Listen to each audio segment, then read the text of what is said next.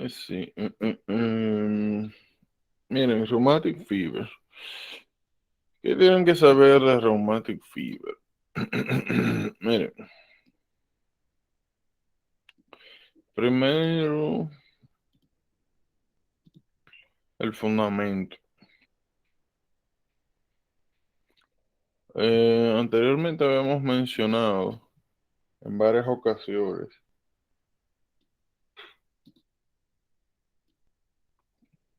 patologías donde se daba un fenómeno llamado molecular mimicry,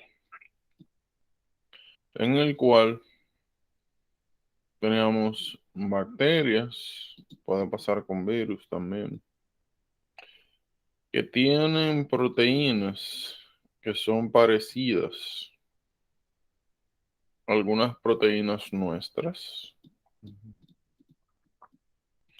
Y pues sucede que cuando el sistema inmune reconoce y ataca esas proteínas parecidas a las nuestras y monta una respuesta inmunitaria, pues posteriormente a la eliminación del patógeno, tiende a desarrollarse enfermedades autoinmunes. El, el sistema inmune comienza a confundir proteínas nuestras con proteínas bacterianas. En el caso de Streptococcus pyogenes, habíamos mencionado en micro que en la parte externa tenía una serie de proteínas llamadas proteína M. Y que esas proteínas M tenían parecido molecular a algunos de las proteínas contráctiles de tiramiosina del sistema muscular. Por ende, personas que desarrollaban faringoamigdalitis estreptocócica estaban en riesgo de posteriormente desarrollar fiebre reumática, que es técnicamente una enfermedad autoinmune, antiválvulas, anti um, tejido cardíaco, secundario pyogenes infection. Entonces, eso es lo primero. El concepto de molecular mimicry. Y nuevamente es algo que vamos a ver en repetidas ocasiones. Por ejemplo, cuando veamos Guillain-Barré y Campylobacter jejuni en neuro. Entonces, ¿qué es lo más importante que ustedes tienen que saber sobre rheumatic fever? Primero son los criterios de Jones. Lo que es lo que le va a permitir a ustedes, en pocas palabras, hacer el diagnóstico, conectar los puntos. Lo segundo que deben de saber es que aparte de carditis, como mencioné hace un momento, hay daño valvular. Como ven acá,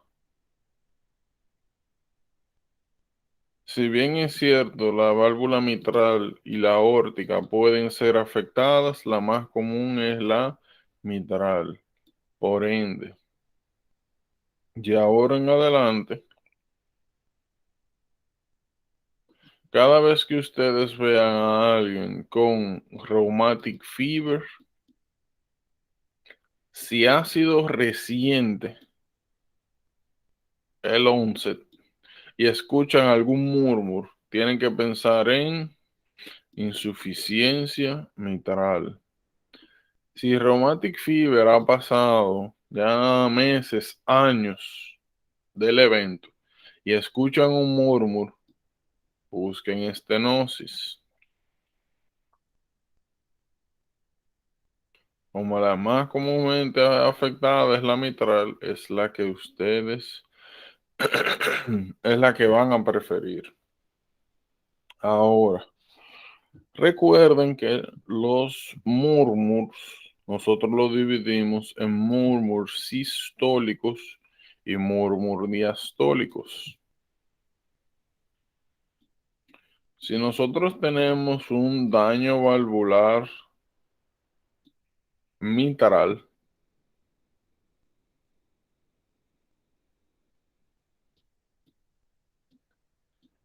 si es estenosis, significa que va a estar comprometido el llenado. Por ende, estenosis mitral dará un murmur en diástole. Por otra parte, si es insuficiencia, o sea que la válvula no se mantiene cerrada al momento de contracción ventricular y se devuelve flujo, entonces sería um, un murmur sistólico en el caso de insuficiencia mitral. Como mencionamos hace un momento, asimismo como nosotros podemos tener daño de mitral, también podríamos tener daño aórtico y se aplica el mismo principio. Si es una estenosis aórtica, significa que va a ser más difícil bombear. Si estamos hablando de bombear, entonces es un murmur sistólico, el de estenosis.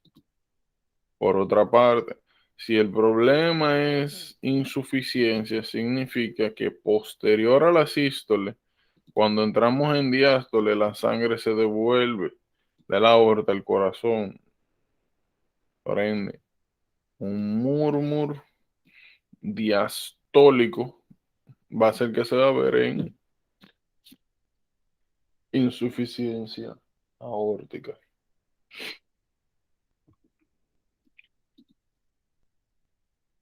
Si bien es cierto, como mencioné, deben considerar un involmen aórtico, el más comúnmente que van a ver va a ser el mitral.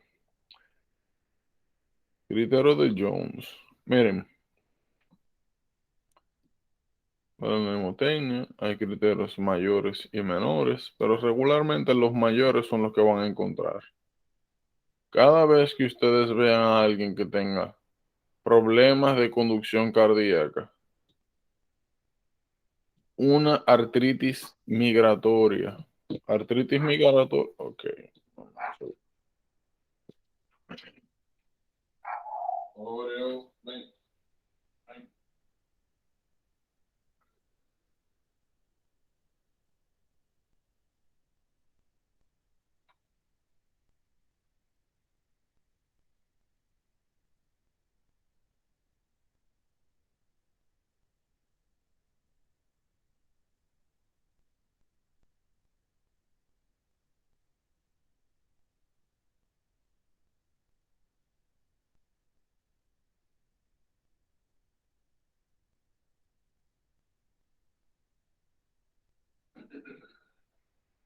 Ah, cabrón.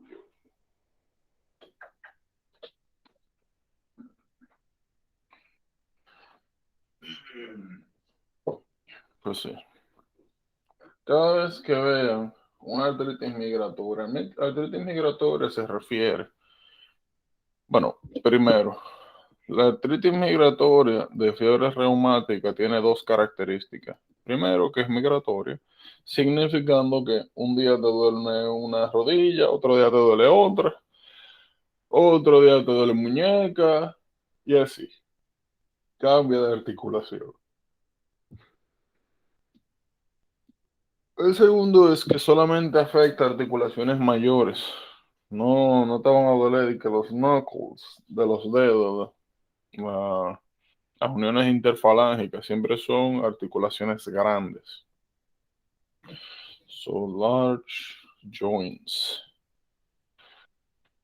Entonces, dolor articular, problemas de conducción.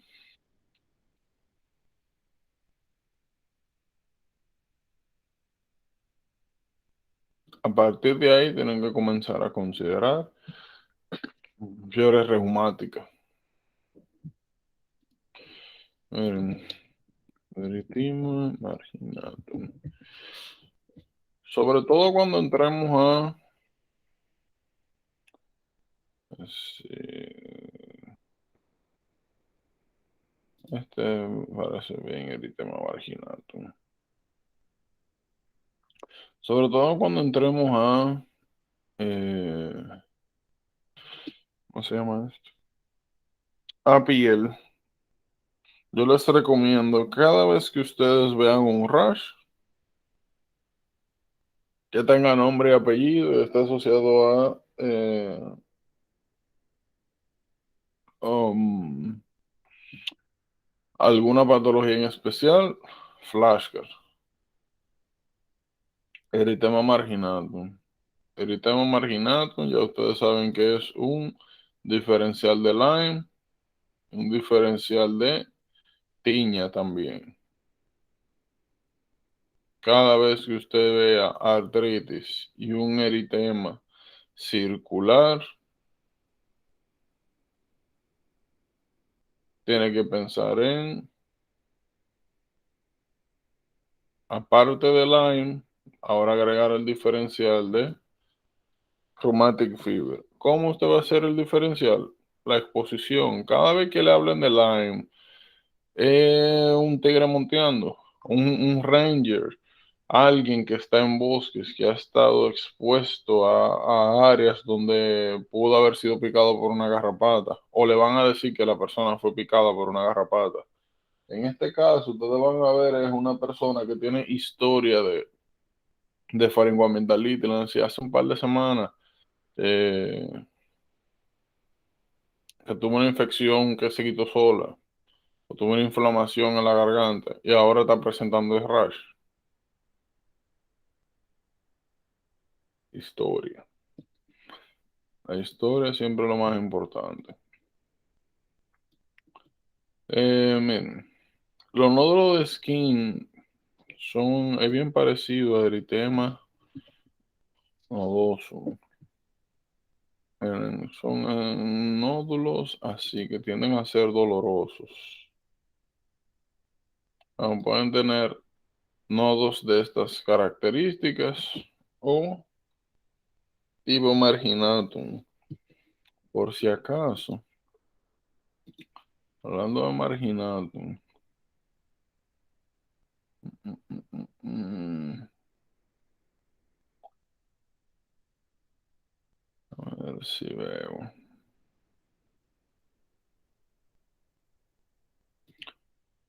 Es más o menos así. Más o menos así es. Sería, diría yo que es como uno de los tipos de lesiones más mira aquí.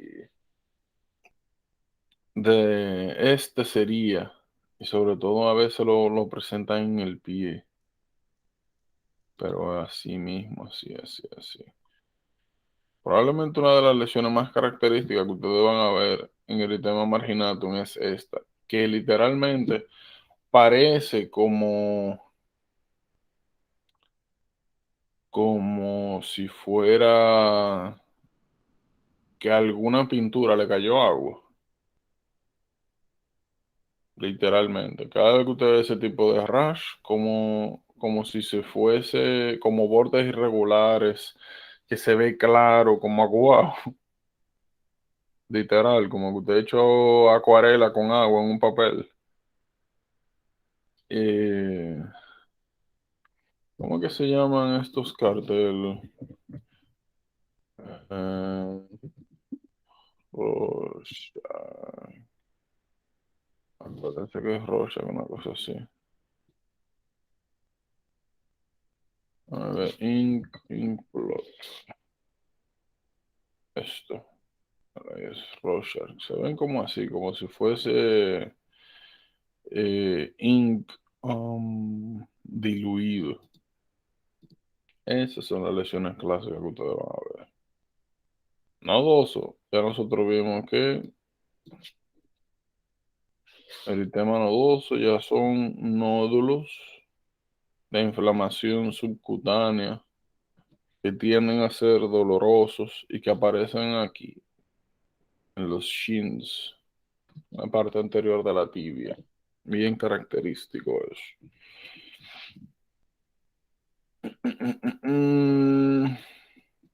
Miren, ¿sabes Corea? ¿Sabes Corea?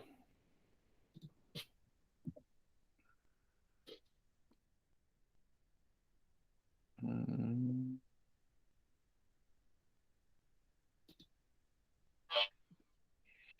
¿Sabes Corea hay algo?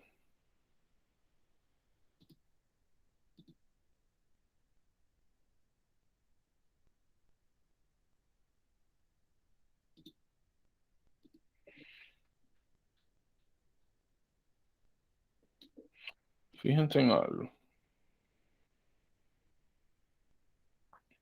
¿Sabes Corea? Como ustedes están viendo, es algo que puede pasar como desapercibido. Y son movimientos estereotipados, constantes, que pasa más frecuentemente en niños. Y como ven, es una especie de Corea.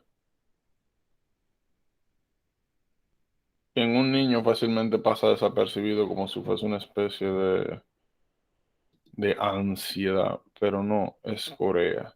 Cada vez que ustedes vean que le digan que un niño tuvo una em, enfermedad en la garganta, una inflamación en la garganta, y que semanas después le mencionan que el niño no se puede estar tranquilo, que no era así, que no puede controlar algunos movimientos. A veces dicen de que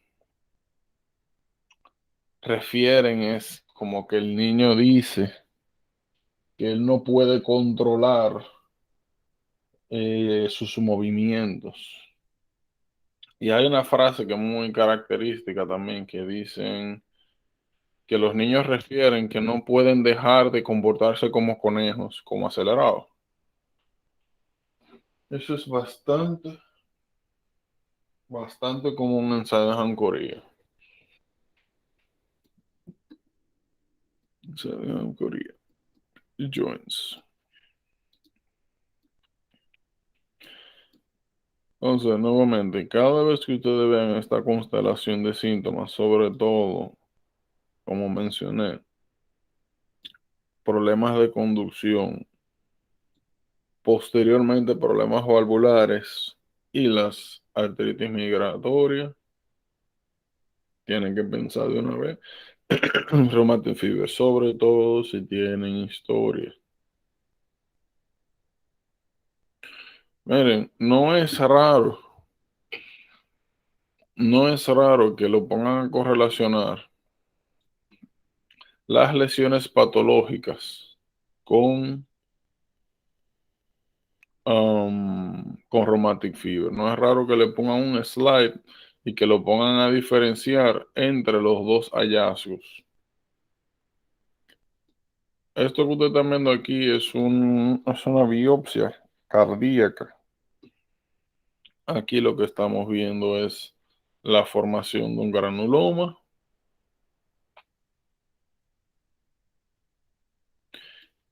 y consideren esto como una especie de... Ustedes recuerdan que cuando nosotros hablamos de granulomas mencionamos que estaban las células de Langhans o macrófagos gigantes y macrófagos epiteloides. En el caso de los granulomas de rheumatic fever que se forman en el corazón, también nosotros desarrollamos unos macrófagos con morfología específica que tienen le llaman es macrófagos ovoides. Macrófagos ovoides. Es importante que se aprendan los nombres de las estructuras, porque le ponen en slide, le ponen una flecha y le preguntan que qué estructura están señalando. Otra cosa. A veces cuando ustedes tienen ya sea o rheumatic fever o post-streptococcal glomerulonefritis, regularmente no hay, o sea, son complicaciones que pasan luego de que se resuelve la infección de la garganta. Y ya pues ahí no hay nada que buscar. Como el BOC no está presente, no está activo, no se puede hacer cultivo, no se puede hacer prueba de antígeno. Ahora, nosotros tenemos dos marcadores sanguíneos que aún haya pasado la patología hace semanas, pueden servirnos como indicadores de que recientemente ha habido una infección estreptocócica. Eh, Otra cosa, Schadenfreude se presenta como una afección de los ganglios basales secundario a y es considerado, por si acaso, también Schadenfreude es considerado como una complicación de rheumatic fever no tratada. O sea, más que ser un hallmark de la patología, es considerado más una complicación de rheumatic fever no tratada.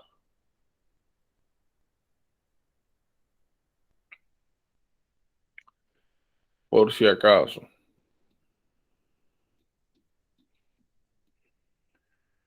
Hay dos modalidades. Si usted tiene rheumatic fever,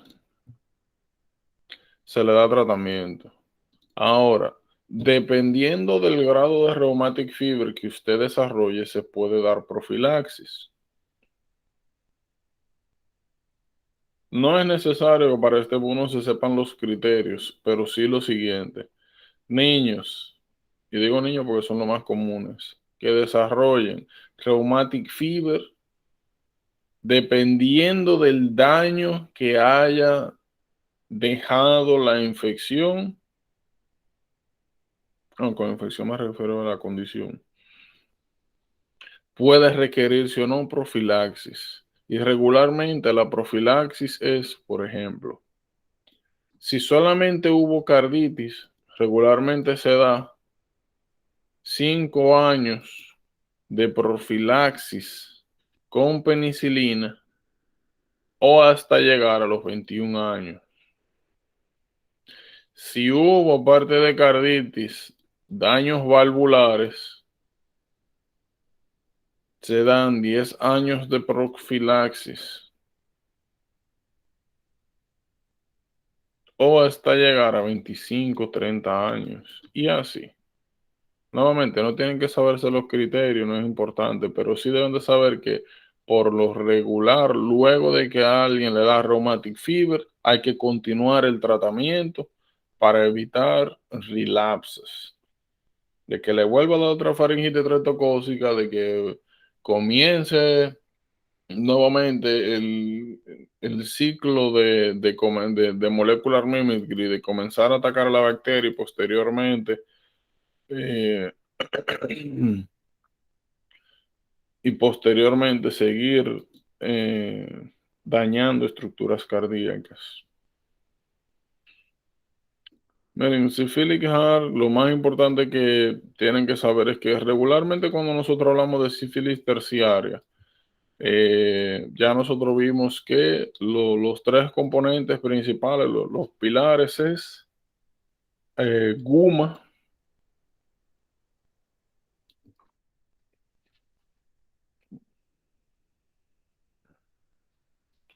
vemos que los tres componentes esenciales son es guma, hay uno que es más característico. Miren aquí, esto podría ser guma, esto podría ser guma, esto que son áreas de ulceración. A ver, esto, miren, esto parece más guma.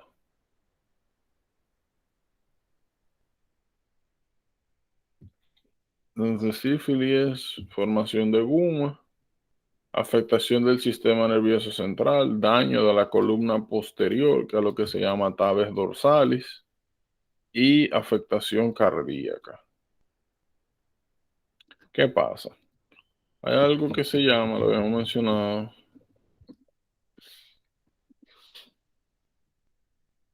mira aquí. Hay lo que se llama vasa vasorum. ¿Se ve aquí? No. Mira aquí. Aquí, vasa vasorum. Vasa vasorum, estos vasa vasorum son pequeños vasos capilares que irrigan a las arterias. O sea, son arterias de arterias. ¿Qué pasa? En sífilis terciaria se puede dar un proceso llamado endarteritis de vasa vasorum, que como ven es inflamación o oclusión de los mismos, que puede llevar a necrosis secundaria. ¿Qué es lo importante? ¿Qué es lo importante de esto? Que personas que desarrollan sífilis terciaria, cuando hay afectación de aorta por endarteritis sifílica, pueden desarrollar fácilmente dilatación del arco de la aorta y secundariamente insuficiencia aórtica. Es como que usted tenga esto aquí así, que el lumen normal de la aorta sea este, que usted comience a atacar, que usted comience a comprometer la vascularización de estos segmentos,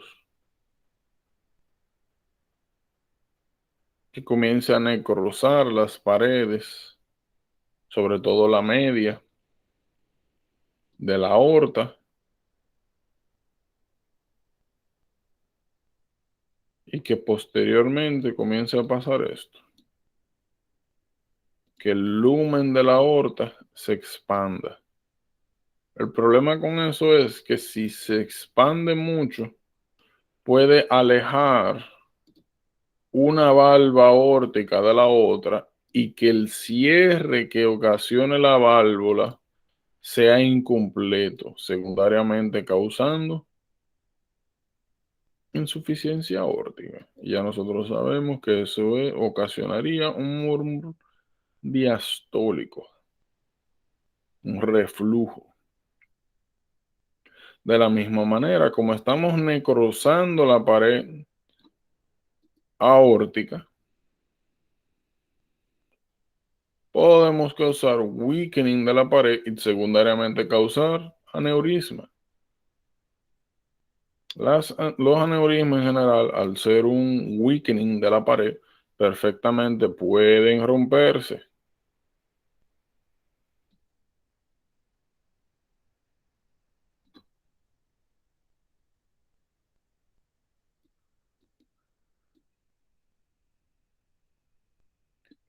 Bien importante. ¿Por qué digo importante? Porque regularmente uno cuando habla de sífilis terciaria lo que se concentra en guma y sistema nervioso central y no tiende a recordar mucho las complicaciones cardiovasculares. Después ahí no tiene mucha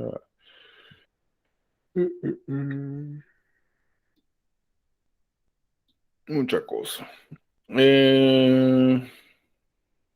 Esto hablamos. Sí. Miren, como ven, miocarditis es una manifestación que puede ser ocasionada por un reguero de causas. ¿Qué es importante que sepan? Uno de los problemas más grandes cuando se tiene miocarditis es que puede afectar secundariamente el sistema de conducción y llevar a síndrome de la muerte súbita. Te moría. Hay una arritmia, te muere durísimo por ahí. Lo segundo es que si nosotros estamos inflamando el miocardio, podemos secundariamente causar insuficiencia cardíaca, podemos dañar las fibras musculares o podemos secundariamente causar fibrosis, que secundariamente nos da problemas de conducción. Una cosa es que usted tenga el miocardio inflamado y secundaria a esa inflamación desarrolla arritmia. Y otra cosa es que usted tenga inflamación miocárdica, que ceda la inflamación, que se fibrose en áreas de tejido y que secundariamente por esta fibrosis se desarrollen problemas de conducción y arritmia. Por ejemplo, atrial fibrillation no es raro que pase.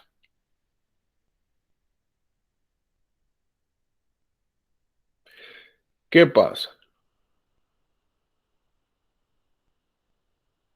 Dentro de las causas más importantes de miocarditis, tienen que considerar monóxido de carbono,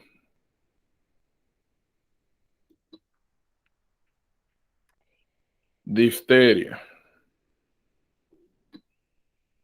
Coxsackie, ya lo hemos hablado, adenovirus.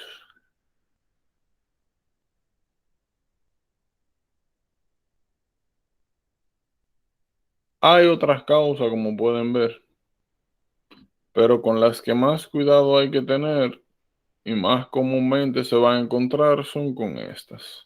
Cuando hablemos en pulmonar de intoxicación por monóxido de carbono, vamos a ver de que una de las características que pueden presentarse son problemas de conducción y o incluso angina, pueden precipitar infarto. Coxsackie ya hemos hablado. Lo único que estamos agregando es adenovirus. Como hemos hablado, cada vez que usted vea un niño que tenga de que un flu-like symptom, una gripe cualquiera, y después de eso tenga dificultad respiratoria, dolor de pecho, que usted tiene una placa y vea cardiomegalia, tiene que pensar, lo primero es Coxsackie. Ahora, si por alguna razón le dicen que hicieron alguna prueba y que rulearon out Coxsackie, que tomaron una muestra de biopsia, que hicieron una prueba antigénica, cualquier cosa y que le indique que Coxsackie no es, piensen en adenovirus, que a veces pasa desapercibido.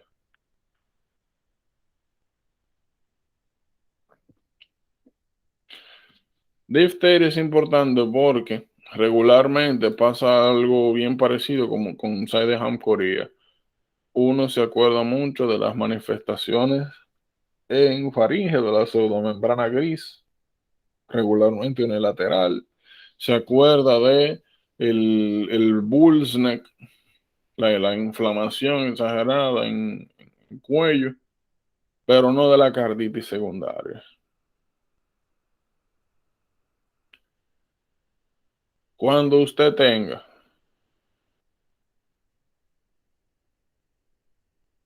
alteraciones en EKG, arritmias persistentes sin una causa determinada,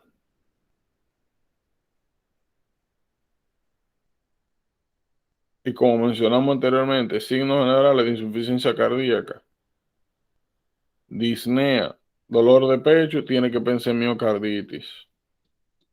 Y regularmente, como mencioné, la van a encontrar acompañada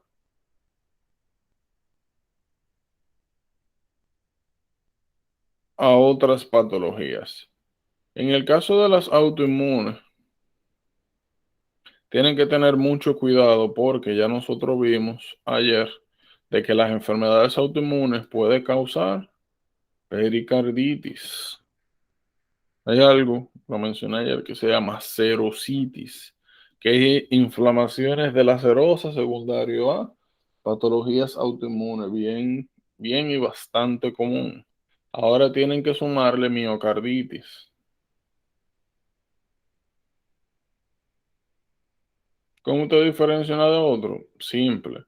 Recuerden que cuando hablábamos de pericarditis mencionábamos que también había dolor de pecho, pero que era tipo pleurítico, o sea, que se exacerbaba en inspiración y que en auscultación se escuchaba un ROP, como es el pericardio que está inflamado, cada vez que el corazón se mueve, hace que estas dos capas inflamadas choquen, rocen, ocasionando un murmuro. Lo otro es que vimos una característica del dolor y era que mejoraba cuando el paciente se inclinaba hacia adelante. Y que si bien es cierto teníamos alteraciones electrocardiográficas, no estaban asociados a arritmias.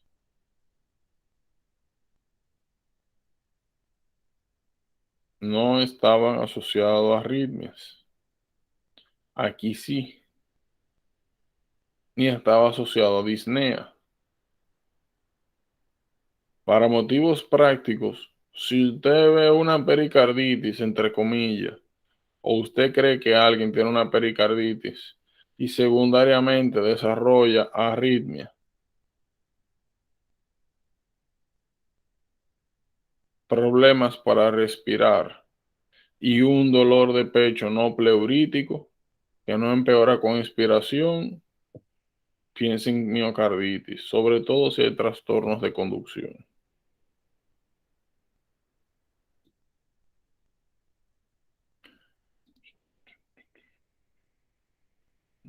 Miren, tumores cardíacos son relativamente raros y hay dos circunstancias que tienen que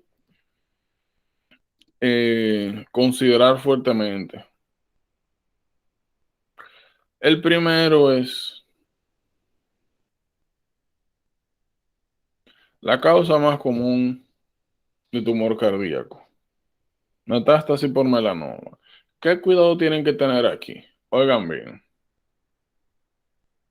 cada vez que una persona desarrolle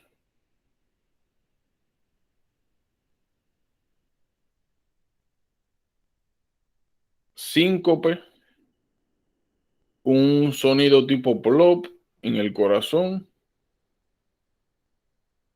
que se haga una ecocardiografía y se encuentre una masa, si no le dicen absolutamente más nada, y sobre todo, si es una persona añosa, deben de pensar en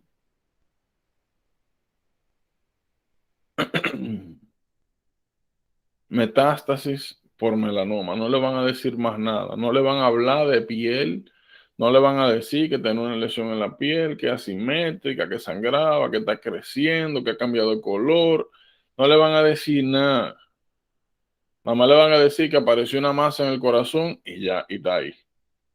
Absolutamente más nada.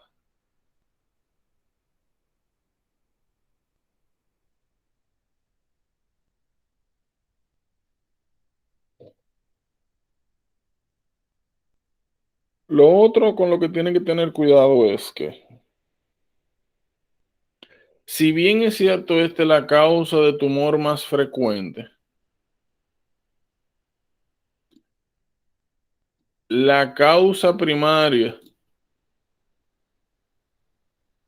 de tumor cardíaco es el llamado atrial mixoma. No me confunden causa común de tumor primario a la causa más común de tumor cardíaco. Tumor primario se refiere a tumor que se genera en el mismo corazón, que no es que viene de otro sitio el tumor, como es el caso de las metástasis. La causa más común es metástasis por melanoma. Ahora, eso es la causa más común general. Ahora, la causa más común de tumor que tiene origen en el mismo tejido cardíaco es atrial mixoma. ¿Qué tienen que saber de atrial mixoma? Miren, atrial mixoma tienen que tener tres cuidaditos con él. El primero, regularmente es una masa que sale en el atrio izquierdo, como podrían esperar con su nombre, como dice su nombre, mixoma.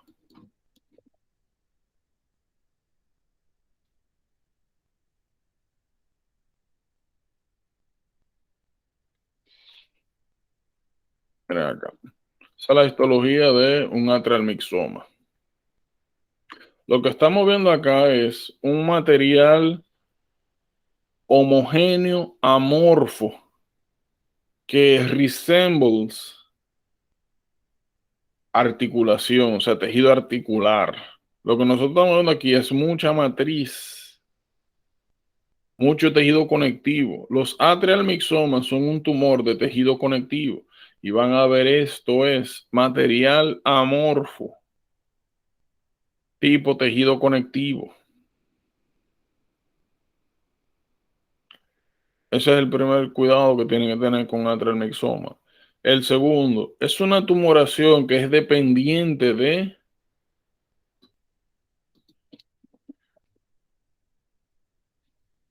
gravedad.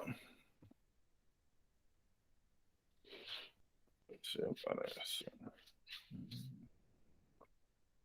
Miren aquí.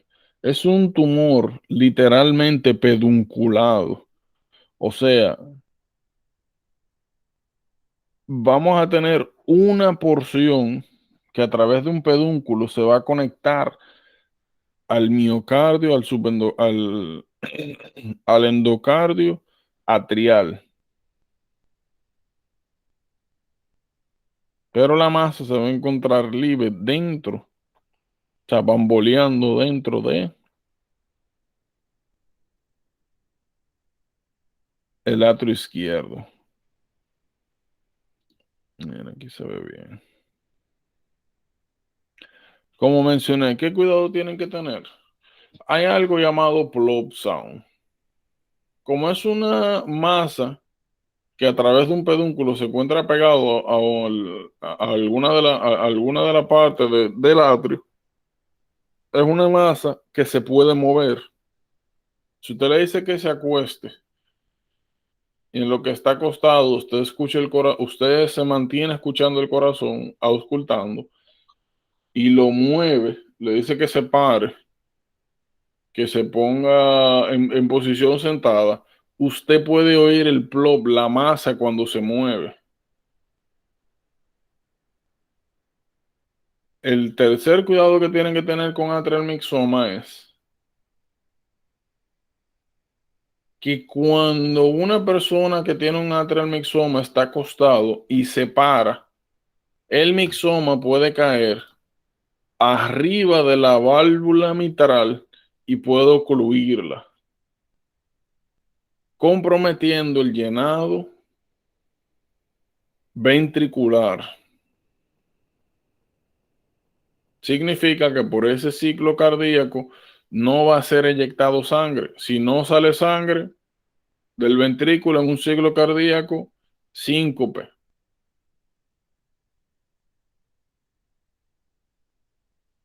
El cuarto cuidado que tienen que tener con un atrial mixoma es una tumoración que, si bien es cierto, está hecho de tejido amorfo, tipo tejido conectivo, secreta interleuquina 6 que causa fiebre.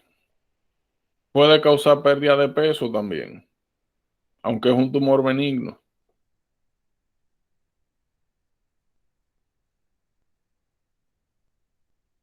Como es una masa irregular dentro del atrio, también puede promover la formación de trombos, pero eso es secundario.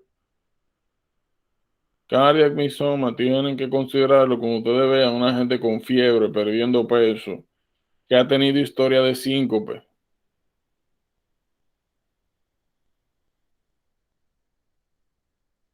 que hay un sonido plop a la manipulación del paciente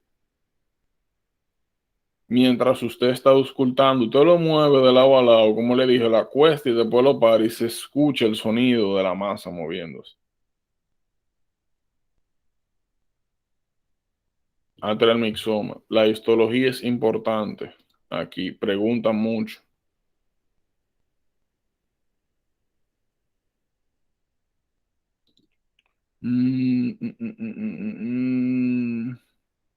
Ya, un segundito.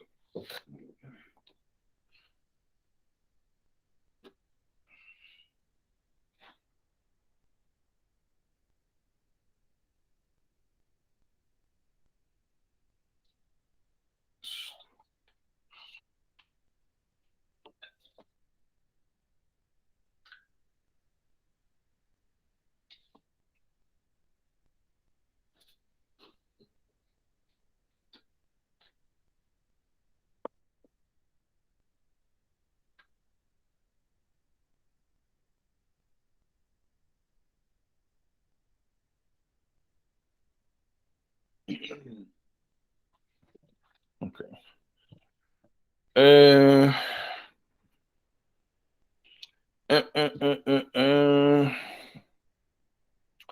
Fíjense, cada vez que nosotros veamos, nos reporten, o por si acaso, cada vez que usted sospeche de un cardiac mixoma, lo que sigue es hacer una ecocardiografía. En la ecocardiografía se ve la masa tumoral. Cada vez que usted ve un tumor en atrio izquierdo, atrial mixoma, cada vez que usted ve un tumor en ventrículo izquierdo, que es un tumor primario, rhabdomioma. En músculo esquelético, como habla de esclerosis tuberosa.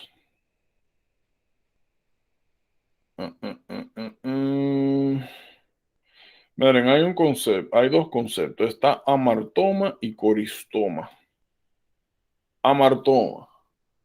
Amartomas son crecimientos anormales de un tejido en su ubicación nativa. Por ejemplo, si aquí te tiene eh, que en un lado creció un pedazo de corazón más, tipo tumor, pero el tumor que creció es literalmente tejido cardíaco, es un amartoma. Ahora, hay otro concepto que es coristoma. Coristoma es, imagínense que ustedes tienen, bueno, vamos a utilizar un ejemplo de verdad.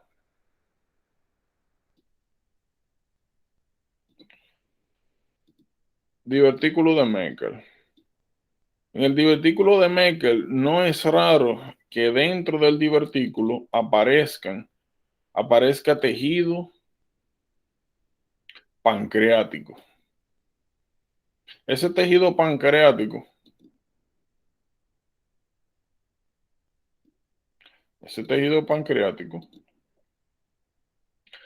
no está relacionado al páncreas, pero es totalmente funcional y es igualito en histología al páncreas. Es un coristoma, es un crecimiento de tejido benigno, normal y funcional fuera de su ubicación natural. Es coristoma. Entonces, rhabdomioma es un ejemplo de amartoma.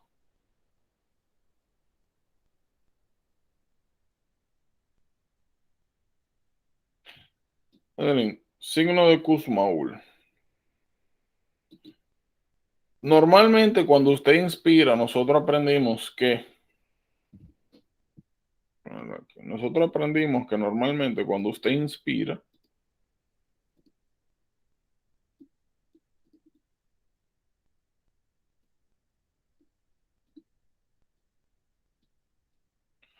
nosotros aprendimos, ¿verdad? Que cuando uno inspira, el diafragma desciende, se expande la cavidad torácica, disminuye la presión intratorácica y eso causa pues expansión de los pulmones. Cuando los pulmones están expandidos, pueden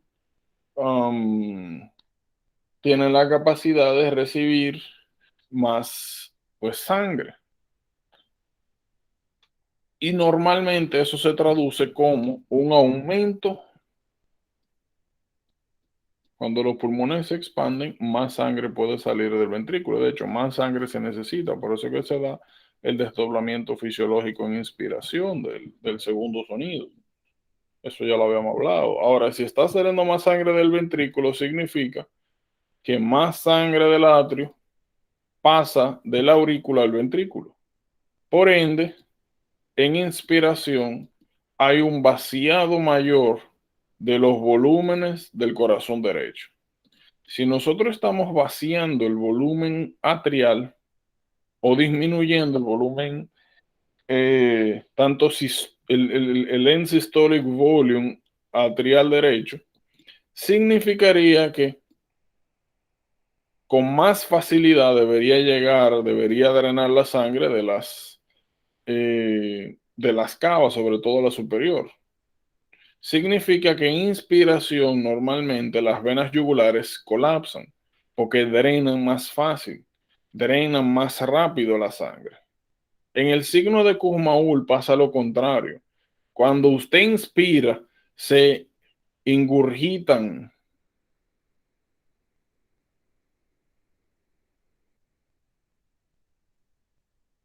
las yugulares.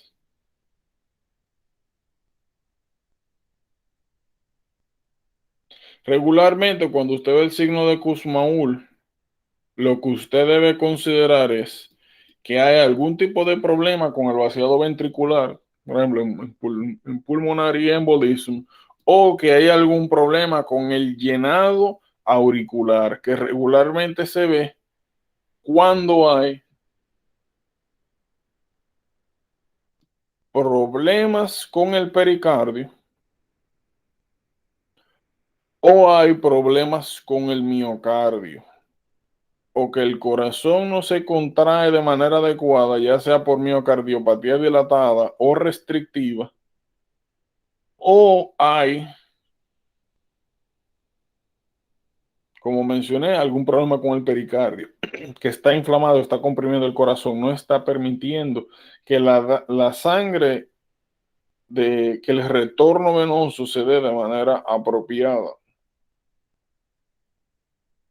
Entonces, de ahora en adelante, cada vez que ustedes vean que alguien inspire y las venas yugulares se ingurgiten, se engrosen, se llenen de sangre, signo de Kussmaul, busque algún problema con el vaciado atrial y ventricular del corazón derecho, sobre todo.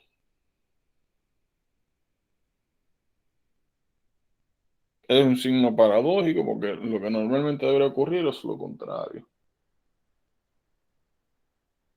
Miren, Osler-Weber-Rendu syndrome. Oigan bien,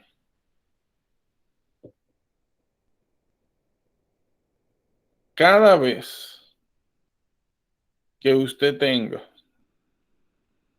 a alguien que posea telangiectasia,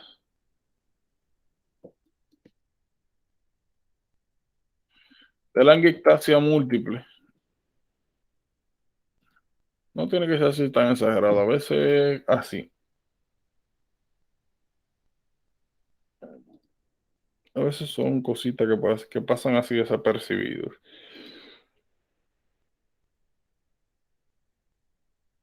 Telangiectasia más hemorragias recurrentes que pueden ser más comúnmente o epistaxis o sangrados gastrointestinales. El más común es epistaxis. Cada vez que usted ve una gente que de manera recurrente, inadvertida y no asociada a trauma, comienza a sangrar por la nariz, piensa en dos cosas. Una, o es una crisis hipertensiva o es Osler-Weber-Rendu syndrome. Claro, hay otras patologías, pero estamos hablando de sangrado espontáneo. piensa en esas dos causas. La característica del sangrado gastrointestinal en Osler-Weber Rendon es que es indolora, sin síntomas asociados. Es una gente que comienza literalmente a defecar melena, o sea, ese mezclado con sangre digerida, sangre ya negra, o puede ser tipo hematoquesia, o sea, que literalmente lo que esté defecando es sangre. Eso es importante porque nosotros vamos a tener una lesión que se llama, siempre se me olvida cómo se escribe, pero es Dieulafoy. Eso mismo. Lesión de Dieulafoy.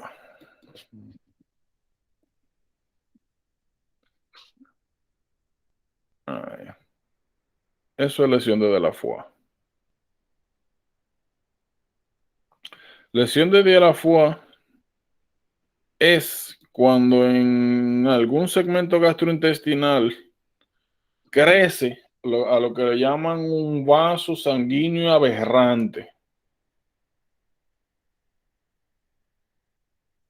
El problema con este vaso sanguíneo aberrante es que crece en el lumen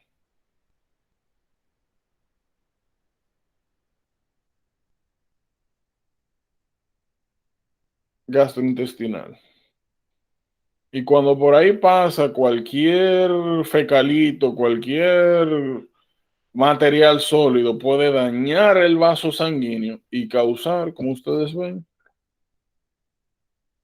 hemorragia.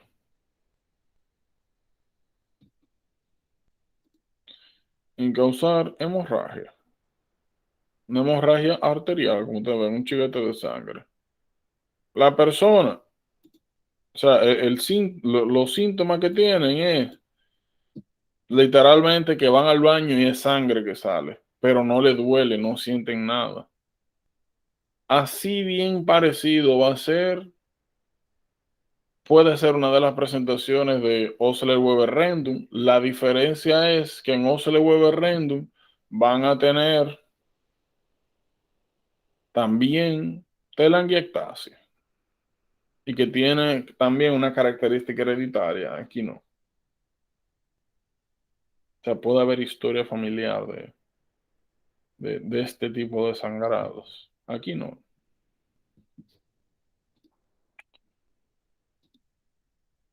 Ñam, ñam, ñam. Bien, yo creo que eso es. ¿Alguna pregunta de cardio? ¿Algo que quieran aclarar? ¿Algo que encuentren que se le ha hecho difícil? ¿Que quieran recapitular? Ah, mira aquí. Aneurisma o rupture. Y ayer hablamos. Como ven aquí, un aneurisma, que era lo que le decía ayer, la capa más externa no permite, si bien es cierto hay compromiso miocárdico, la capa externa no permite que la sangre salga. En ruptura sí tenemos una sección de todas las capas.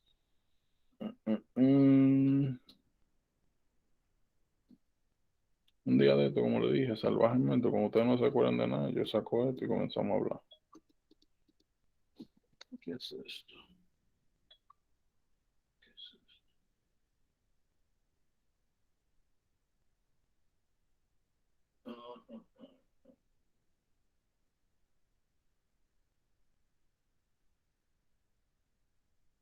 No hay pregunta entonces, no hay dudas. Mm, está bien. Pregunto yo. ¿Cómo nosotros diferenciamos entre angina estable, angina inestable, infarto, eh, eh, eh, pericarditis, costocondritis, eh,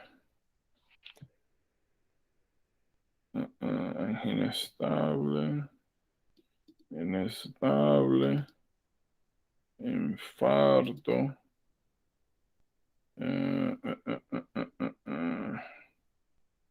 Está bien, creo que ahí estamos. Causas principales de dolor de pecho. Infarto.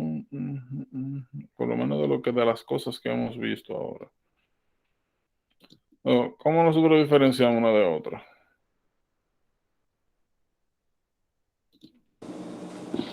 Bueno, lo quitaste. Ups. La estable viene siendo un dolor que mejora en descanso, a diferencia de la inestable. ¿Cómo fue? No estoy bien, perdón. Que, que la estable, o sea, el dolor de la angina estable mejora cuando está en reposo y en la inestable no. Ok, ¿y qué más? Eh, Las dos tienen depresión del ST, pero la inestable puede tener la T invertida. Ok. Entonces, estable es una angina de esfuerzo que cede con reposo, regularmente no dura más de 20 o 30 minutos, no hay cambios electrocardiográficos. En angina inestable, entonces,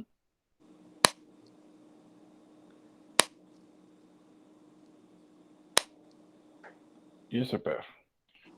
Angina inestable, habíamos dicho que era un dolor tipo angina, ¿verdad? De pecho, tipo parecido a infarto, pero no tan precipitoso, donde sí habían cambios electrocardiográficos, pero no había presencia de enzimas cardíacas.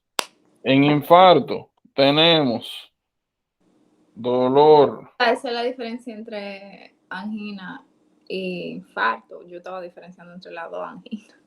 Pero Sí, en el sí, infarto pero está sí, bien. sí hay elevación de la troponina y de creatine kinase Ok. Ujú, ujú. en bifraction.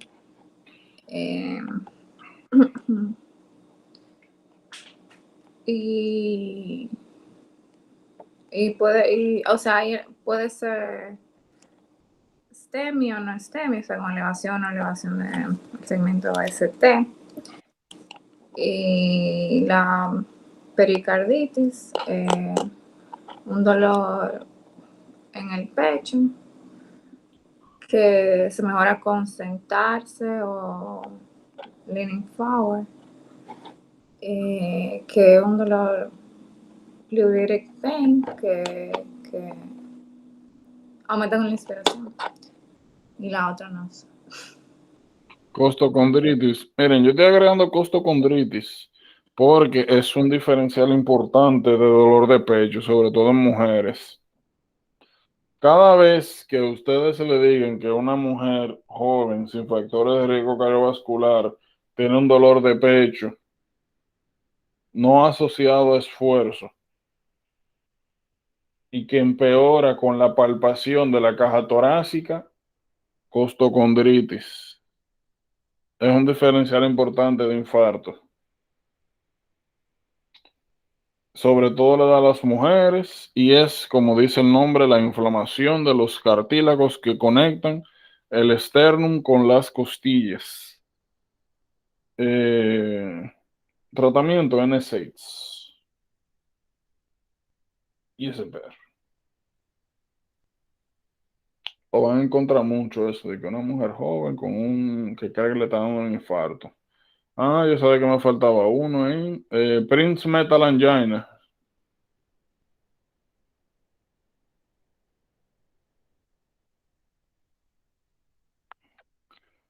¿Qué era lo que pasaba en Prince Metal? ¿Cómo nosotros la diferenciábamos de las anginas y de infarto?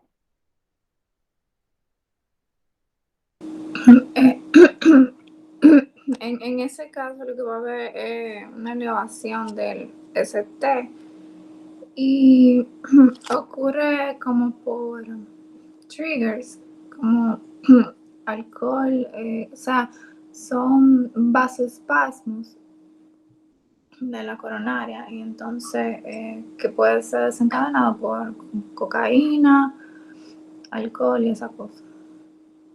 Ok, y no había elevación de... es igualito que infarto, personas jóvenes, sin riesgo, sin factores de riesgo cardiovascular, que no había, aunque habían cambios electrocardiográficos, no habían elevación de enzimas. Recuerden que si yo le digo, ¿cómo ustedes me establecen entonces una diferencia entre angina inestable y angina de Prinzmetal? ¿Qué ustedes me dicen? No, porque en uno hay elevación del ST y en el, o sea, en el vasospastic, elevación del ST y en la otra hay depresión de ST. Okay. Y si le ponen una angina inestable atípica donde en vez de haber, o sea, donde encuentre también datos isquémicos, ¿cómo diferencian una de otra? La edad del paciente y los factores de riesgo que ya ha tenido. En la angina inestable vamos a ver que puede ser un paciente que ya sufre de hipertensión y ha presentado el cuadro clínico antes. En cambio, aquel es una cosa súbita que inició. Ok, así mismo. Lo último era, yo lo estaba pensando, pero no me acuerdo ahora. Droga. Otra cosa, tienen que tener mucho cuidado con los pacientes con Prinzmetal angina. Prinzmetal son los que tienen predisposición con Prinzmetal, pueden desarrollar los episodios, tienen una alta sensibilidad a los ergots. Vamos a ver cuando hablemos de migraña, que parte de tratamiento de migraña son los triptanos y los ergots, los derivados de ergot, ergotamina, que son vasoconstrictores. Es importante, les recomiendo que lo anoten por ahí, porque preguntan mucho eso, como de que qué fármaco no se le puede dar a pacientes que hayan tenido historia de Prinzmetal angina. Y eso es bien importante en embarazadas también. Embarazadas, bueno, los ergots se utilizan como uterotónicos cuando después de un parto hay uterine atony, donde el útero no se contrae y causa hemorragia posparto. Regularmente ahí se tienden a dar análogos de ergotamina. Entonces, a pacientes que hayan tenido Prinzmetal angina o historia de hipertensión, no se le pueden dar ergots. Eh, También, por el mismo lado, derivados de ergots, o sea, triptanos, que se utilizan para el tratamiento abortivo de migraña. Si usted ve una gente un caso de una gente que tenía una migraña rara, un dolor de cabeza y que otra persona que sufre de migraña le dio una patillita, que se la bebió y que después de eso le dio un episodio tipo infarto. Piensen en Prinzmetal angina y que lo que le pasaron fue triptanos. O sea, la persona que tenía migraña le dio triptano de que para el dolor de cabeza al que le estaba teniendo el dolor de cargo. Eso es importante. Está bien.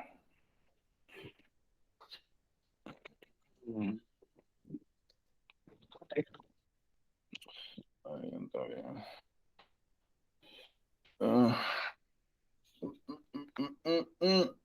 Miren, el cliché ya ustedes saben cómo es respecto a los orígenes embriológicos. Cada órgano es importante que sepan cuál es su origen biológico, de dónde viene, a dónde va. El layer, si lo mencionan, embrionario, cuál de las tres capas. Y muy importante es si hay malformaciones en el proceso de desarrollo y o remanentes. Miren, normalmente la tiroides, vamos a ver, miren, miren aquí, base de la lengua. Normalmente en la base de la lengua nosotros tenemos el llamado foramen secum, el foramen ciego, el agujero ciego. Normalmente aquí es donde está el primordio de tiroides y regularmente el material, el tejido tiroideo, desciende hasta su posición anatómica que es anterior a la tráquea. ¿Qué pasa? A medida que desciende se forma un conducto llamado conducto tirogloso. Lo importante de estos es saber lo siguiente. Una, tú puedes tener que el tejido tiroide, en vez de estar en su posición anatómica normal, o se encuentra aquí o se encuentra aquí. Eso es lo primero. Segundo,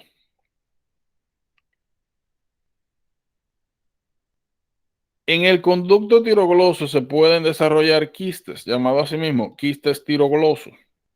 Lo más importante de los quistes tiroglosos es que vamos a tener que diferenciar esta patología de otros quistes, de otras tumoraciones en cuello. La característica principal del quiste tirogloso es que como está conectado directamente al piso de la lengua, si usted agarra la masa con los dedos, vamos a decir que aquí hay una pelotica. Bueno, también aquí hay una pelotica. Usted agarra la pelotica, la masa, el quiste. Si usted le dice al paciente trague y cuando él traga la masa se mueve hacia arriba, quiste del conducto tirogloso. Bien importante, esa es la maniobra con la cual usted la distingue. Porque como le dije, aquí en endocrino no, pero cuando entremos a boca, garganta y compañía, vamos a ver un regalo de tumores en esta área. Y uno de los diferenciales importantes es este señor.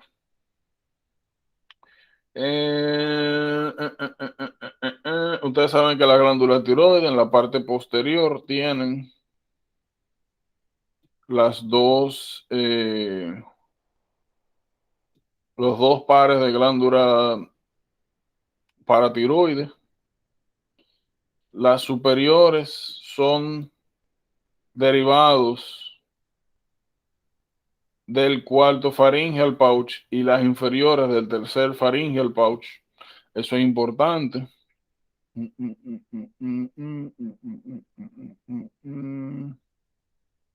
Esto lo otro vamos más para adelante, no se preocupen.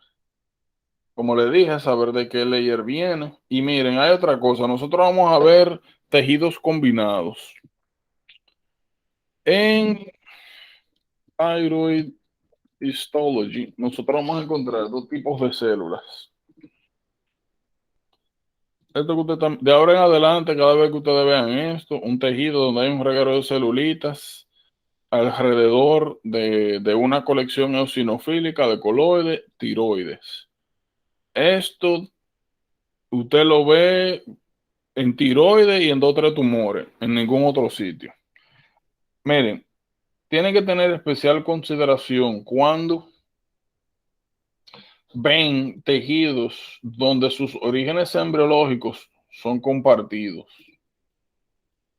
Fíjense, nosotros vamos a tener células foliculares, voy a poner rojo, que son estas, las células que están alrededor de,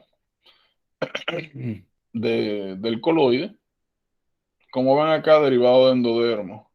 Ahora, van a ver una colección de células que se encuentran entre las foliculares. Esas son las llamadas parafoliculares. Son derivadas del cuarto arco pharyngeal pouch. Arco faríngeo es otra cosa.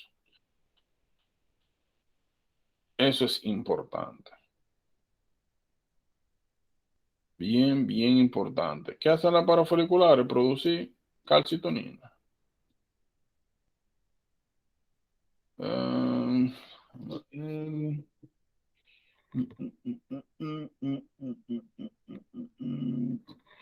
De aquí hay otra cosa que es importante y es que vean la relación que existe entre la tiroides y los grandes vasos. Porque un poquito más adelante vamos a hablar de bocio intratorácico. Bocio intratorácico. Miren, glándula pituitaria. La glándula pituitaria se divide en tres partes. Se divide en tres partes. En una pituitaria posterior, anterior e intermedia. ¿Qué es importante que sepan? En la parte anterior se produce un reguero de hormonas. Prolactina, TSH, FSH, LH, ACTH, un reguero de hormonas. En la parte intermedia, lo que se produce de interés para nosotros es una sustancia llamada propiomelanocortina. Pum, propiomelanocortina. A lo mejor cuando hablemos de adrenal y de insuficiencia adrenal, que de ahí se derivan, bueno, no se preocupen, vamos a eso. En la pituitaria posterior no se produce absolutamente nada. Lo que se almacena es oxitocina y ADH, antidiuretic hormone. Se almacena, se produce, se produce. La glándula pituitaria, como ven acá, o podría apreciarse, tiene dos orígenes embriológicos distintos. La parte posterior viene del neuroectodermo, es una extensión del sistema nervioso central, y la parte anterior es una invaginación del techo y la parte posterior de la garganta. Viene de una estructura llamada bolsa de Rathke.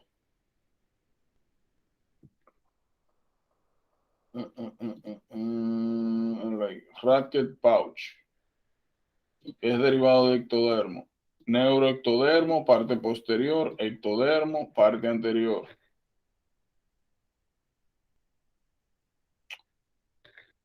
Las áreas, como mencioné, es bien importante que sepan de dónde viene cada asunto de esto. O sea, de cuáles son los derivados. Se lo van a preguntar. Esto lo vamos para adelante, pero para que sepan, hay una serie de vías en el sistema nervioso central que reciben el nombre de vías dopaminérgicas.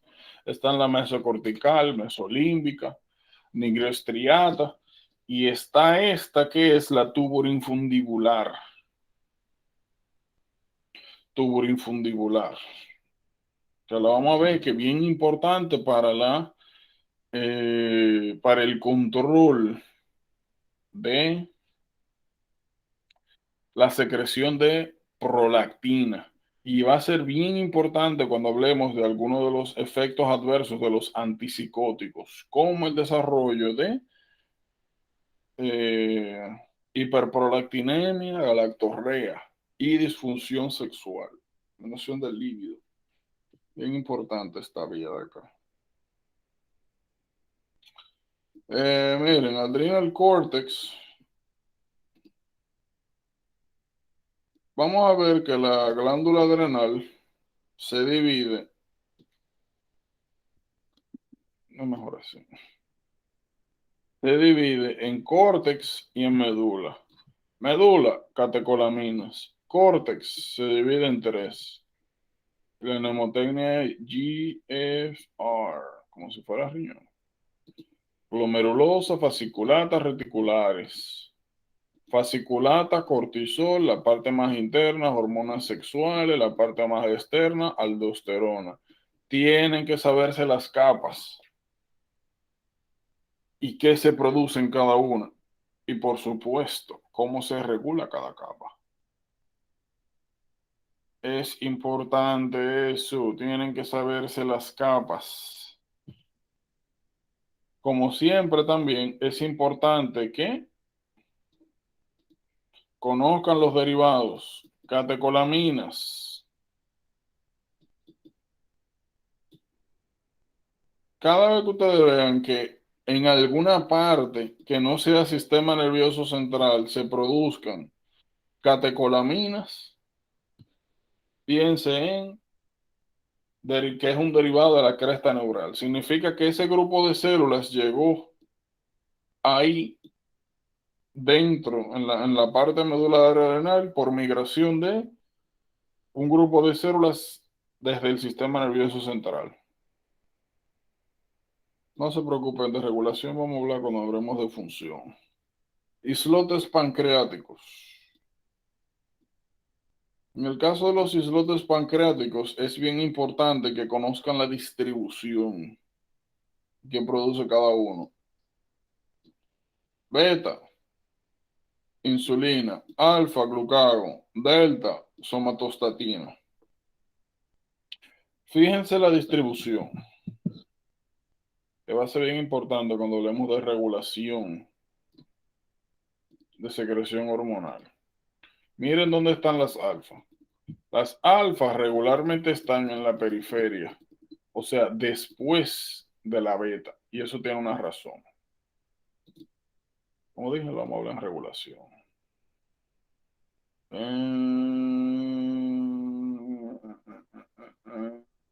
Estas funciones nosotros las vamos a ir hablando a medida que avancemos. Un resumen. Miren.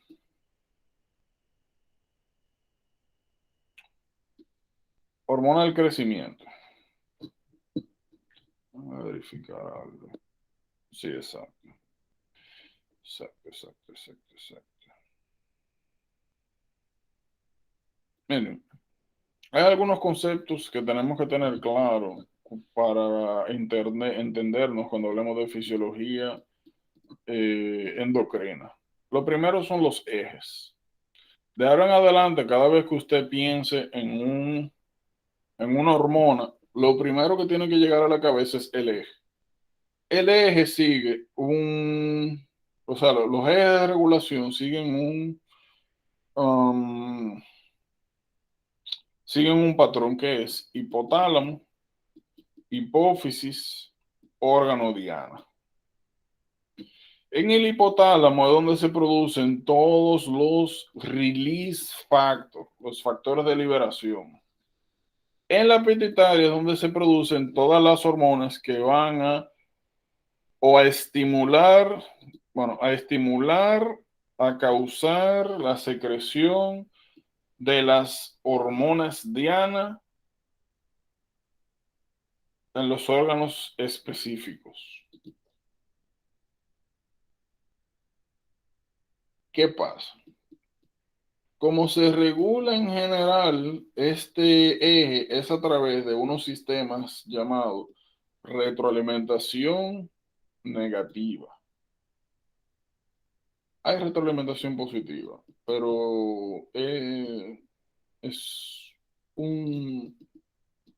un solo ejemplo de eso en todo esto, y es con mujer sexual. Cuando hablemos de ciclo menstrual. Hay un solo ejemplo. Entonces, la regulación está dada principalmente por un concepto llamado retroalimentación negativa. Retroalimentación negativa significa que el producto del eje inhibe en la parte alta la secreción de la misma hormona. Eso se llama retroalimentación negativa. Por ejemplo, vamos a utilizar un ejemplo clásico. Hipotálamo tiene el factor liberador de ACTH. En la hipófisis se libera ACTH.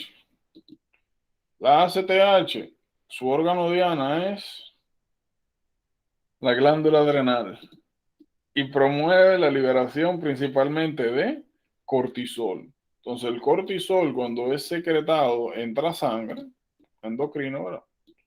Eventualmente, ese cortisol llega a través de circulación al hipotálamo e inhibe la secreción de factor liberador de ACTH. Si no se está liberando factor liberador de ACTH, se inhibe la secreción o se deja de secretar, mejor dicho, ACTH. Si se deja de secretar ACTH, no continúa el estímulo para continuar la secreción de cortisol. Y así, ese es el sistema de regulación general. Por ejemplo, acá, vamos a tener un ejemplo más concreto. Miren acá. Aquí comienza la vía, aquí termina. El producto de la vía, miren acá, se encarga de inhibir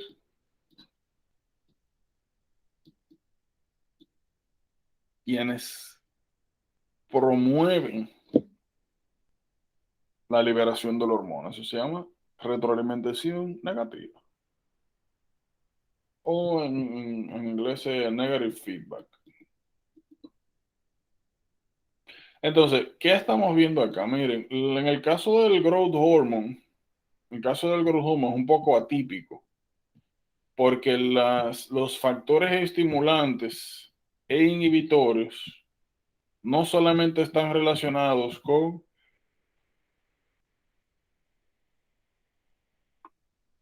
sustancias específicas, sino con condiciones. Cada vez que usted vea una hormona de ahora en adelante, es imperativo. ¿Qué es lo que pasa ahora? Abrirle este señor. Mira, si te pone la droga, no tienes problema. Te va a resolver tu vida.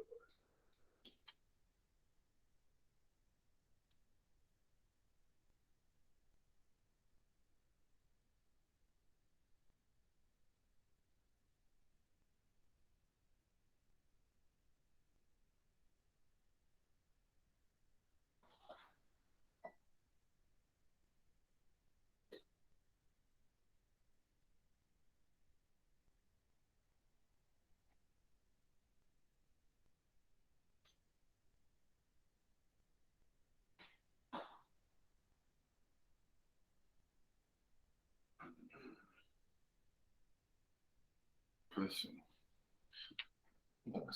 Ahora.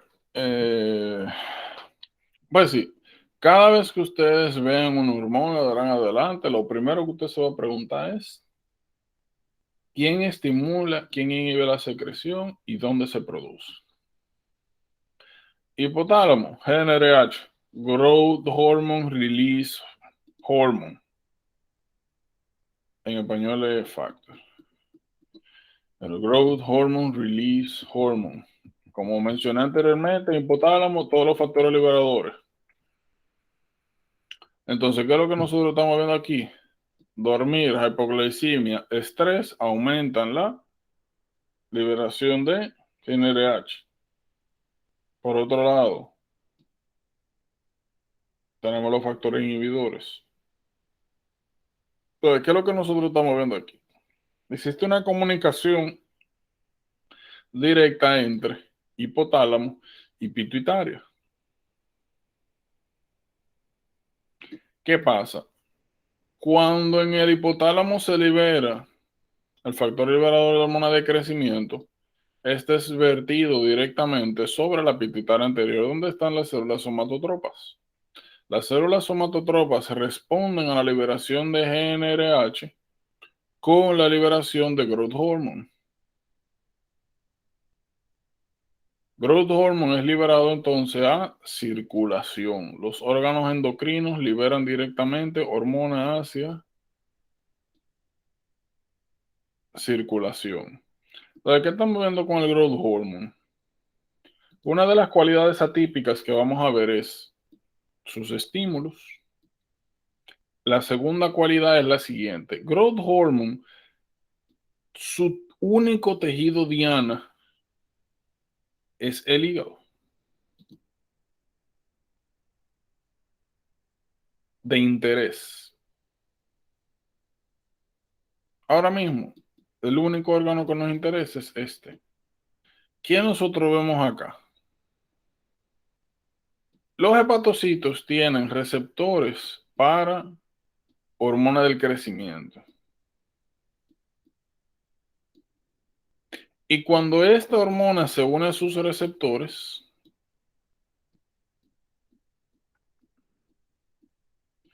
causa que los hepatocitos liberen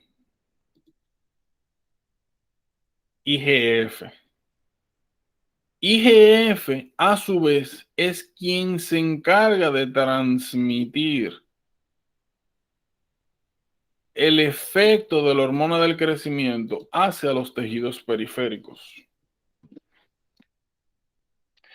Esto que ustedes están viendo aquí es una, como dicen, una pregunta clásica del Step 1.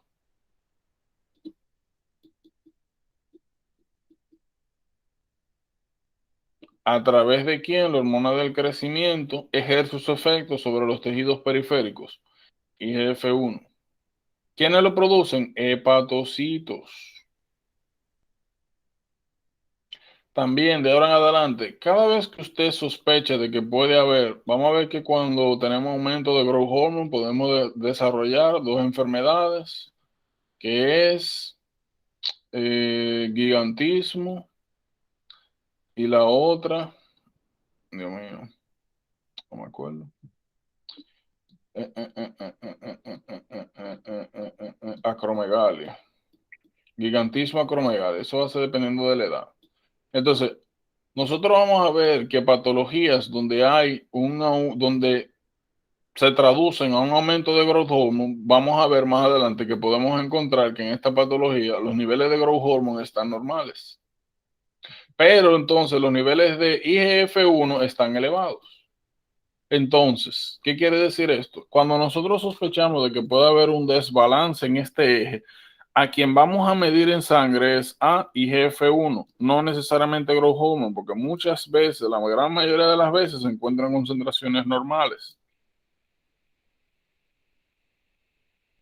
Ahora, el hígado es nuevamente el que se encarga de traducir la información que desea transmitir el growth hormone o la señal a transmitir a los tejidos periféricos. La excepción es el tejido adiposo. El tejido adiposo, al igual que el tejido hepático, tiene también aquí sus receptores de growth hormone.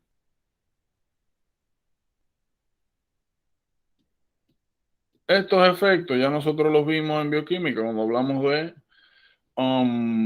de metabolismo, sobre todo carbohidratos, que habíamos dicho de que en periodo de fasting, las hormonas contrarreguladoras, growth hormone, cortisol, catecolaminas, glucagón, tenían la capacidad de aumentar, de activar el hormone sensitive lipase, promover la salida de ácidos grasos del tejido adiposo, de disminuir la capacidad de adquisición de glucosa de los tejidos periféricos para cambiar el estado metabólico general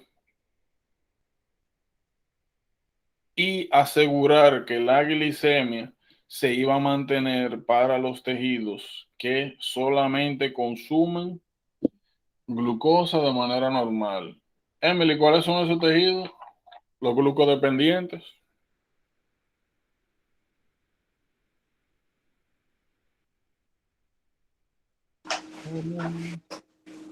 No sé.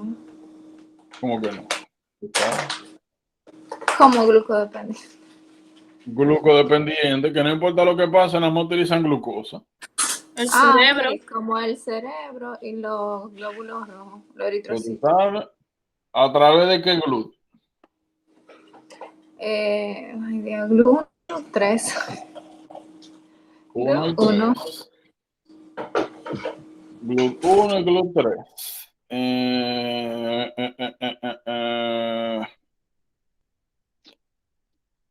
Hormona del crecimiento. ¿Cómo crecen los músculos? Formando proteínas. Para formar proteínas que tú necesitas, aminoácidos. Lo mismo en los huesos, hormona del crecimiento. ¿Cómo tú promueves el crecimiento de huesos?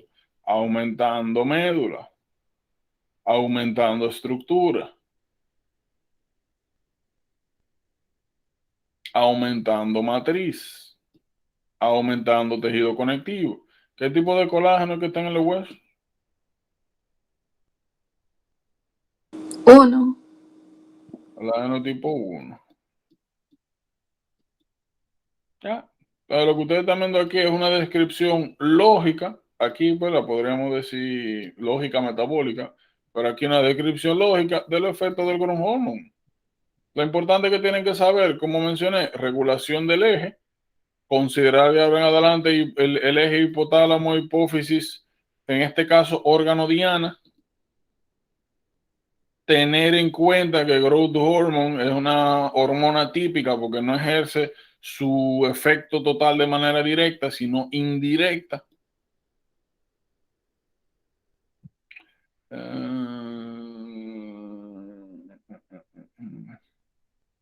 Y ya. Las patologías las vamos a ver un poquito más adelante que están descritas, pero ¿qué me interesa que sepan ahora? Tú puedes tener un desbalance, aunque nuevamente, aunque el growth hormone esté normal, tú puedes tener un desbalance del eje y puedes desarrollar dos enfermedades, acromegalia y gigantismo. La diferencia entre una y otra es cuando se presenta el exposure a growth hormone.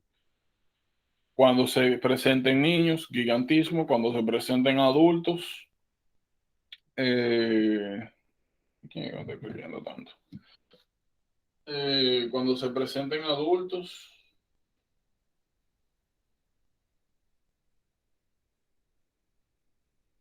coño, no jodas tú.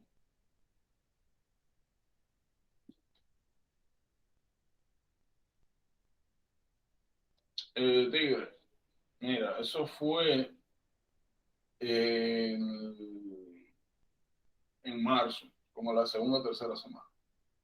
Eso ya, es importante. La diferencia entre uno y otro es el estatus de lo que le llaman placa de crecimiento. Si la placa de crecimiento está cerrada, o sea, adulto, acromegalia; si está todavía abierta, gigantismo. Miren, hormona antidiurética. ¿Qué es importante que sepan? Miren, hay un asunto con la hormona antidiurética y oxitocina, pero vamos a llegar ahí. Miren, antidiuretic hormone, el nombre lo dice. Y mencionamos hace un momento que en la pituitaria posterior es donde se almacena y se regula la secreción de antidiuretic hormone, ADH, y también en la misma historia con oxitocina. Miren, oxitocina también un ejemplo de retroalimentación positiva, que vamos a ver cuando hablemos de lactancia. Miren, ¿qué cuidado tienen que tener? En el hipotálamo nosotros tenemos el núcleo supraóptico y paraventricular. En el supraóptico se produce preferencialmente ADH y en el paraventricular oxitocina. Ahora bien,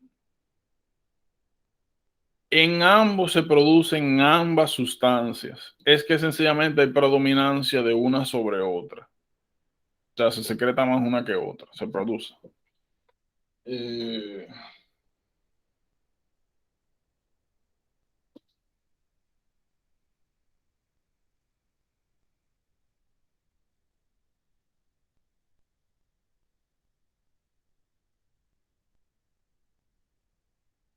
¿Qué pasa?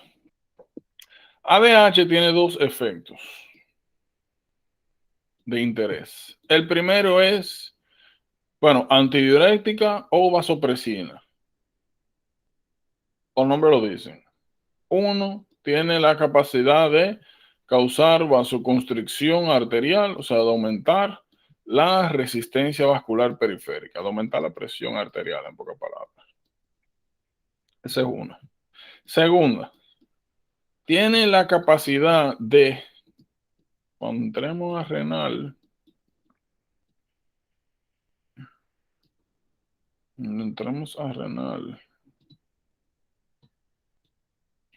nosotros vamos a conocer nefrona, glomérulo, proximal, gengle, distal, colector. Aquí en los túbulos colectores, nosotros vamos a ver que la ADH tiene la capacidad de aumentar la expresión de unos canales llamados AQP2, acuaporinas tipo 2. Las acuaporinas, como dice su nombre, son canales que aumentan la reabsorción de agua. Entonces, lo que hace la ADH es promover la reabsorción de agua, o sea, la expansión del volumen sanguíneo efectivo y aumentar la presión arterial. Entonces, fíjense, eso es lo que hace. Entonces, llevándonos de la función general de la hormona, nosotros podemos sacar por lógica la circunstancia donde se promueve ADH, la secreción de ADH. Primero, si nosotros estamos reabsorbiendo agua solamente, significa que cuando tú quieres reabsorber agua solamente, cuando la osmolaridad está alta, cuando hay hemoconcentración. Osmolaridad alta es un estímulo para secreción de ADH. Segundo, hipotensión. Poco volumen sanguíneo o sangre muy concentrada. Dos estímulos que van pues acorde al efecto que tiene la hormona. Porque al final de lo que se tratan todas estas hormonas es de lograr la llamada homeostasis, que todo funcione como debe de la manera más adecuada posible. Y como habíamos mencionado, lo chulo y lo interesante de Fisio es eso, que es una historia. Tú ves un efecto, lo asocias a cuadros patológicos, a causas, donde tú estás tratando de arreglar el culprit de base y ya. Ya. De esto vamos a hablar, de esto vamos a hablar, de esto vamos a hablar. Olvídense de la patología ahora que vamos a tener tiempo para eso. Primero es de quién estamos hablando. Claro, hay otros estímulos de secreción también. Vamos a ver algo.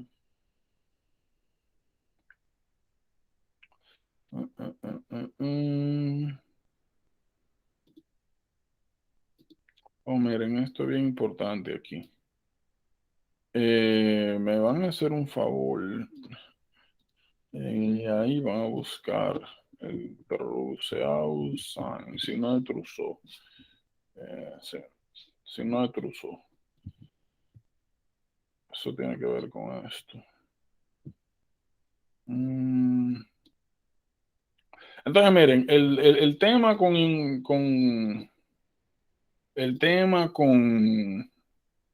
con endocrino es este. Fíjense que cuando nosotros establecimos una correlación entre la función que debería tener la hormona y la función en cada tejido, este párrafo de chuchería que usted está viendo ahí, ya en vez de ser un reguero de información salvaje, ya son cosas que usted no tiene ni siquiera que aprenderse de la manera directa, sino que usted la saca.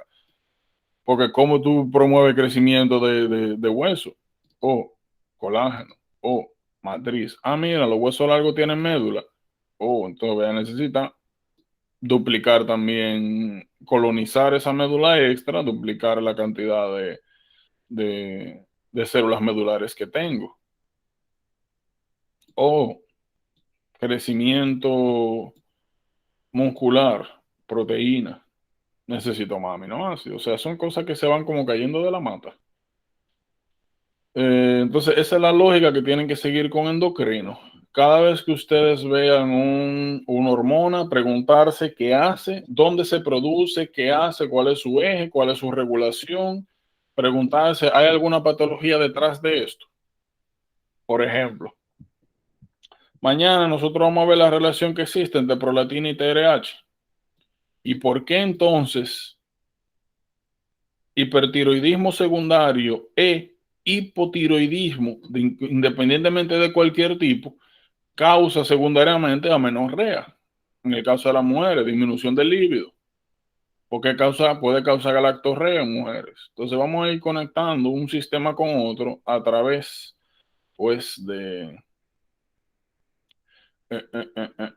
esto. También, como mencioné aquí en la vía tubuloinfundibular, miren acá, hablar del efecto adverso de algunos antipsicóticos Y, y así. Está bien, yo creo que ahí estamos bien. Entonces, esa es la lógica que van a seguir. Traten de no leer la información para adelante, sino de, como mencioné hace un momento, cada vez que ustedes vean una hormona, pensar en su regulación y efecto desde el punto de vista fisiológico, o sea, por qué eso pasa, cuándo pasa, por qué así, por qué tiene que ser así. Y si se lo aprenden, como les he dicho, como una historia, no debería haber problemas mayores.